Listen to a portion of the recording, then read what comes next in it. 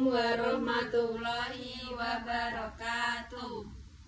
Perkenalkan, kami dari kelompok 4 akan mempresentasikan hasil diskusi kelompok kami yang bertema e-selection. Sebelumnya, perkenalkan, nama saya Nadira Putri Anggraini, bisa dipanggil Nadira, NPM 23810149. Perkenalkan, saya Naswa Zahra, NPM 23810140. Perkenalkan, saya Fatihatul Fitriyah, NPM 23810142. Yang pertama yaitu kita akan membahas pengertian selection. Selection adalah kegiatan yang dilakukan setelah adanya proses rekrutmen yang sudah terkumpul calon pelamar.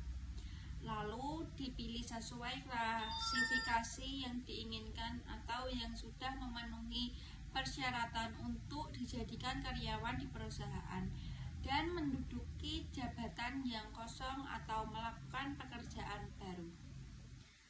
Selanjutnya ada tujuan e-selection. Tujuan dari e-selection ini adalah untuk mengidentifikasi kandidat yang cocok untuk posisi tertentu dan memiliki kemampuan untuk menyelesaikan tugas dengan sebaik mungkin.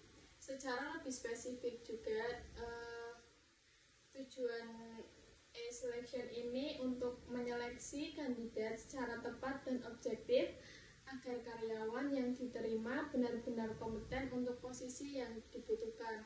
Kemudian mendukung proses seleksi yang lebih efisien dan praktis dengan memanfaatkan teknologi digital. 3. Meningkatkan kualitas seleksi melalui sistem yang dapat mengelola data pelamar dan melakukan penelitian secara sistematis. Kemudian yang keempat, untuk mempermudah perusahaan dalam mengelola proses seleksi sebagai bagian dari sistem EHRM untuk meningkatkan kepuasan penggunaan dan minat menggunakan sistem tersebut. Berikutnya adalah tahapan seleksi. Yang pertama, seleksi administrasi. Seleksi ini adalah tahapan awal di mana pelamar akan dinilai berdasarkan dokumen-dokumen yang mereka ajukan seperti CV, transkrip nilai, sertifikat, atau persyaratan administrasi lainnya.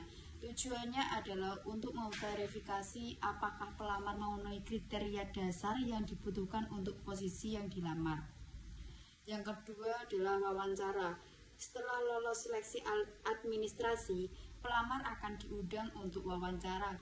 Wawancara bisa dilakukan dalam beberapa tahap, misalnya wawancara HRD, wawancara dengan user atau manajer departemen, atau wawancara direksi.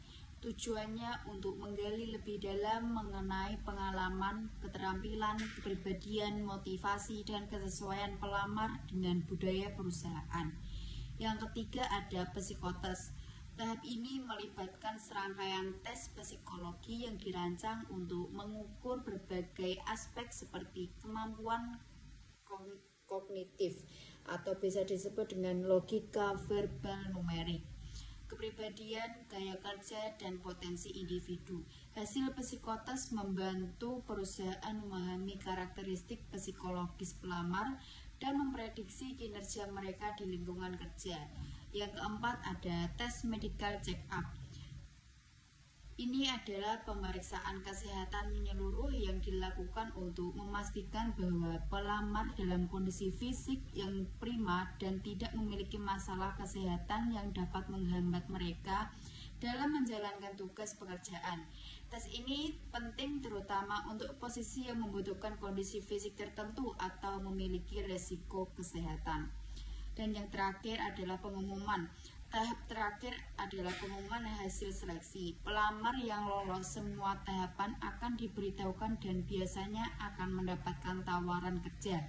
Bagi yang tidak lolos, mungkin ada pemberitahuan atau tidak sama sekali, tergantung pada kebijakan perusahaan.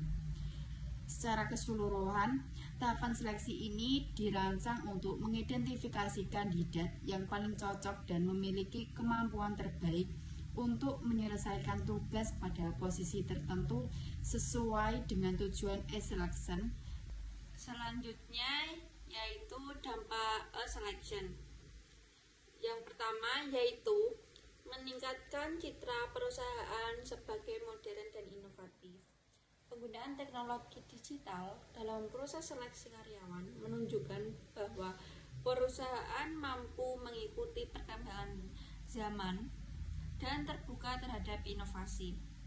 Hal ini secara tidak langsung menciptakan representasi positif dari calon karyawan dan publik bahwa perusahaan bersifat adaptif, progresif, dan visioner dalam mengelola sumber daya manusia.